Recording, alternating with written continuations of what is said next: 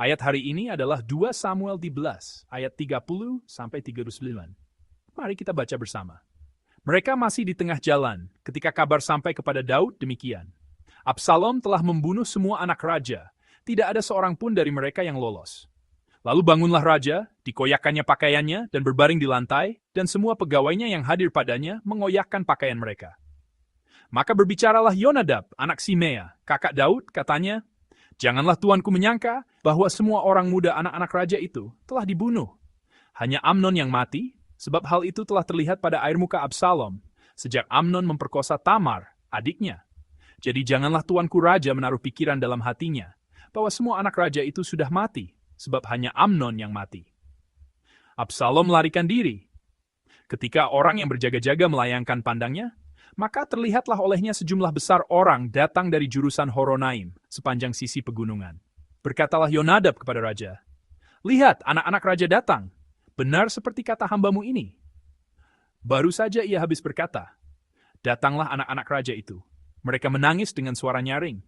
Juga raja dan semua pegawainya menangis dengan amat keras. Absalom telah melarikan diri dan telah pergi kepada Talmai bin Amihur, raja negeri Gesur. Dan Daud berduka cita berhari-hari lamanya karena anaknya itu. Absalom telah melarikan diri dan telah pergi ke Gesur. Ia tinggal di sana 3 tahun lamanya. Lalu raja tidak lagi marah terhadap Absalom, sebab kesedihan hatinya karena kematian Amnon telah surut. Amin. Kita terus merenungkan kisah yang berat ini, di mana firman Allah kepada Daud digenapi.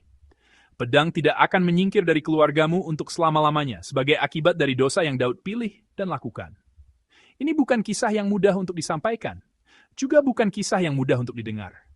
Karena terasa berat, kita mungkin ingin menutupinya atau melewatinya begitu saja.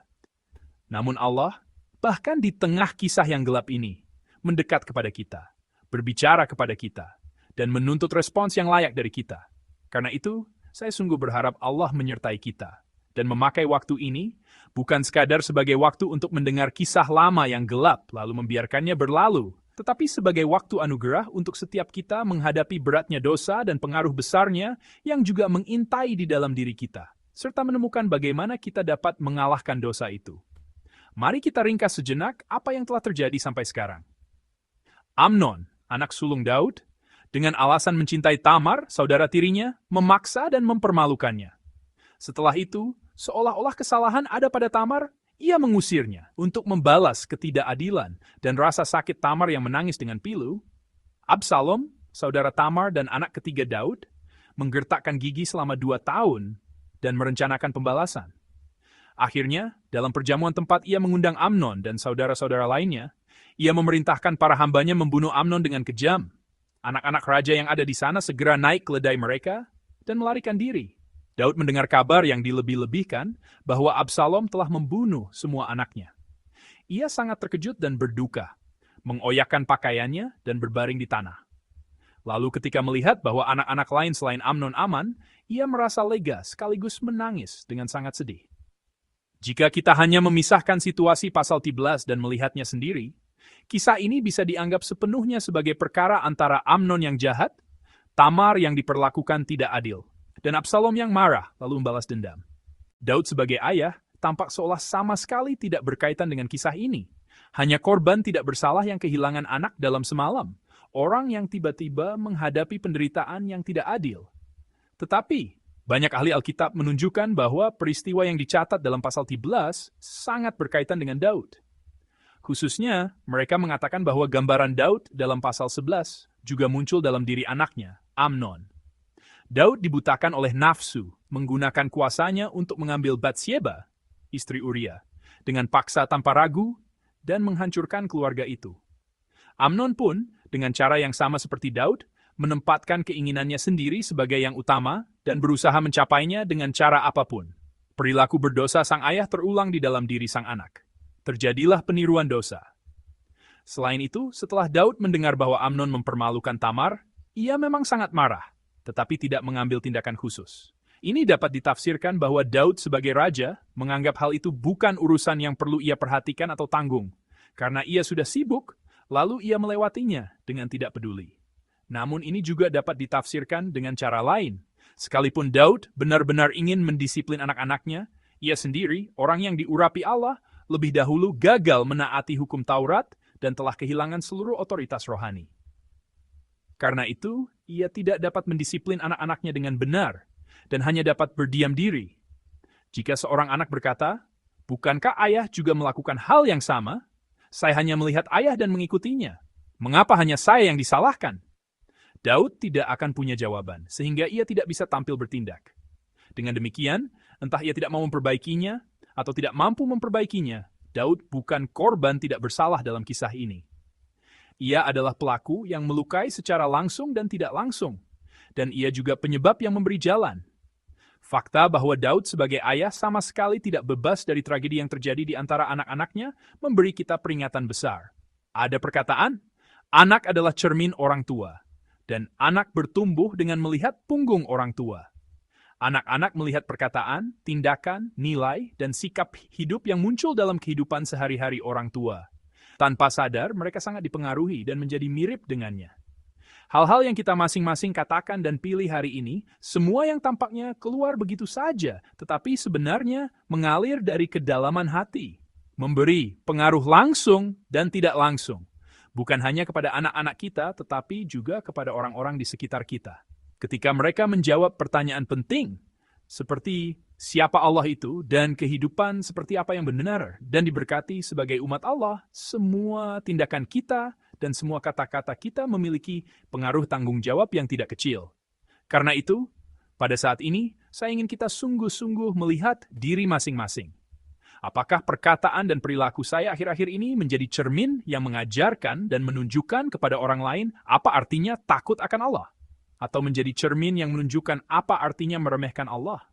Apakah saya menjadi teladan yang baik, yang menunjukkan bahwa hidup kudus adalah hidup yang paling diberkati, serta mendorong dan menuntun orang lain untuk hidup demikian? Atau saya menjadi contoh buruk yang mendorong orang lain kepada dosa? Saya sungguh berharap kita semua, melalui perkataan, tindakan, dan seluruh hidup kita, menunjukkan kepada anak-anak dan orang-orang di sekitar kita, Allah Bapa yang baik dan penuh belas kasihan, namun juga kudus, serta menunjukkan bahwa hidup yang percaya dan taat kepadanya adalah hidup yang paling diberkati. Mari kita terus melihat kisah ini. Dalam tragedi keluarga ini, di mana anak sulung kehilangan nyawa di tangan anak ketiga, bahkan dalam situasi kacau di mana pewaris tahta tiba-tiba mati dan semua hubungan menjadi rusak. Bagaimana Daud merespons? Mari kita baca bersama ayat 37-39. Absalom melarikan diri dan pergi kepada Talmai bin Amihur, raja negeri Gesur. Daud berduka cita karena anaknya itu dari hari ke hari. Absalom melarikan diri dan pergi ke Gesur, lalu tinggal di sana 3 tahun. Hati Raja Daud sangat merindukan Absalom, sebab Amnon sudah mati dan raja telah terhibur mengenai dia. Amin. Daud merasa bertanggung jawab dan jatuh dalam kesedihan karena anak yang ia kasihi, Amnon, telah membuat pilihan yang jahat dan mati sebagai akibatnya. Absalom telah melakukan pembalasan. Tetapi karena takut pembalasan lain menimpa dirinya, ia meninggalkan Israel dan melarikan diri ke Gesur, negeri asing tempat kakek dari pihak ibunya tinggal. Daud membiarkan 3 tahun yang panjang berlalu tanpa menghubungi Absalom dan tanpa mengambil tindakan apapun terhadapnya. Dalam bacaan Alkitab di bagian awal, terjemahan ini menyampaikan ayat 39 dengan arti bahwa raja tidak lagi marah terhadap Absalom, sebab kesedihan hatinya karena kematian Amnon telah surut. Karena itu, kita mungkin mendapat kesan bahwa Daud di dalam hatinya merasa lega atas kematian Amnon yang telah menimbulkan keributan dan kekacauan dalam keluarga. Bahwa ia merindukan Absalom dan ingin mengampuninya. Tetapi karena tidak mengetahui keberadaannya, atau karena sebagai raja ia tidak dapat bertindak gegabah, atau karena berbagai alasan lain, ia tidak segera melakukannya. Dan 3 tahun pun berlalu. Namun terjemahan lain menyampaikan bagian ini dengan arti bahwa ketika guncangan dan kesedihan Raja Daud atas kematian Amnon mereda, kerinduannya untuk melihat Absalom menjadi kuat. Dengan kata lain, kemarahannya terhadap Absalom yang telah membunuh Amnon perlahan mereda seiring waktu. Karena kematian Amnon tidak dapat dibalikan, mulai timbul belas kasihan terhadap anak yang masih hidup, Absalom. Daud menerima kematian Amnon dengan susah payah, menata hatinya, dan menyimpan perasaan rumit yang bercampur antara benci dan rindu kepada Absalom yang melarikan diri. Melihat Daud perlahan-lahan dan dengan sakit menerima kenyataan pahit selama 3 tahun itu, membuat kita teringat pada perkataan, waktu adalah obat. Namun ada hal yang harus kita tegaskan. Kita tidak tahu apakah Daud pulih secara emosional, tetapi ia tidak menangani dosa dalam keluarganya dengan benar. Daud tidak menghibur Tamar, putrinya yang sangat terluka, atau membantu pemulihannya. Ia tidak menyingkapkan dosa Amnon. Terutama, meskipun Absalom, apapun alasannya, telah membunuh anggota keluarga dan tinggal bukan di negeri yang jauh, melainkan di Gesur yang tidak terlalu jauh dari Yerusalem. Daud tidak menanyakan kabarnya, tidak meminta pertanggungjawaban, tidak pergi mencarinya. Ia hanya menghabiskan waktu dengan bimbang dan tidak berdaya.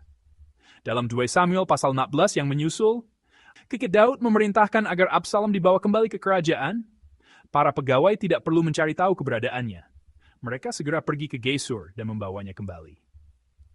Dan Daud tidak menemui Absalom, tidak berbicara dengannya, tetapi membiarkannya begitu saja. Semua ini mendukung bahwa Daud tidak menyelesaikan masalah secara aktif, melainkan hanya mengira secara samar bahwa waktu akan menyelesaikannya, sambil menunda dan menutupi semua masalah itu. Tetapi seperti yang kita tahu, harapan dan keinginan Daud yang samar serta waktu itu sendiri tidak menyelesaikan segalanya.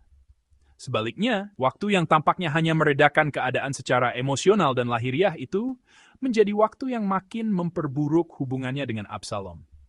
Pada akhirnya, itu menjadi kesempatan yang memanggil tragedi lebih besar. Ketika Absalom memutuskan dan melaksanakan pemberontakan, dan semuanya bergerak menuju kehancuran yang lebih dalam. Khususnya dalam hubungan antar manusia, perkataan waktu adalah obat tidak sepenuhnya benar, dan bukan kebenaran yang selalu berlaku. Seperti penyakit yang dibiarkan tanpa resep dan perawatan yang tepat dapat memburuk, bukan pulih. Demikian juga waktu yang mengalir dengan cara yang tidak dikehendaki Allah. Waktu yang dibiarkan begitu saja dapat mengalir bukan menuju pemulihan hubungan, melainkan menuju dosa yang lebih besar, berupa salah paham dan kebencian yang lebih dalam. Karena itu Yesus yang mengajarkan doa Bapa kami sebagai teladan semua doa, doa yang kita panjatkan bersama ketika memulai ibadah subuh hari ini, mengajar kita untuk berdoa agar hari ini, bukan besok atau nanti, hari ini kita dapat mengampuni orang yang bersalah kepada kita. Ia juga berkata dengan jelas bahwa jika kita mempersembahkan persembahan di mezbah, dan teringat bahwa saudara kita mempunyai sesuatu terhadap kita, kita harus meninggalkan persembahan itu di depan mezbah. Pergi terlebih dahulu berdamai dengan saudara kita. Lalu kembali mempersembahkan persembahan itu. Bukan waktu, melainkan Allah yang menjadi obat sempurna bagi semua masalah dan pemulihan hubungan. Hanya ketika kita bertindak menurut cara yang Allah kehendaki, dan ketika Allah bekerja di tengah ketaatan kita, hanya saat itulah hubungan dan semua masalah yang rusak karena dosa mulai diluruskan. Saudara-saudari terkasih, Allah telah memberikan kepada kita semua hadiah berharga bernama hari ini. Hadiah berharga yang tidak akan kembali lagi. Mari kita ingat sekali lagi pertanyaan tentang keadaan kita yang lalu. Jika hidup kita yang lalu telah menyatakan Allah dengan utuh, saya memberkati saudara dalam nama Tuhan, agar hari ini pun saudara dapat terus memikul pekerjaan yang berharga itu.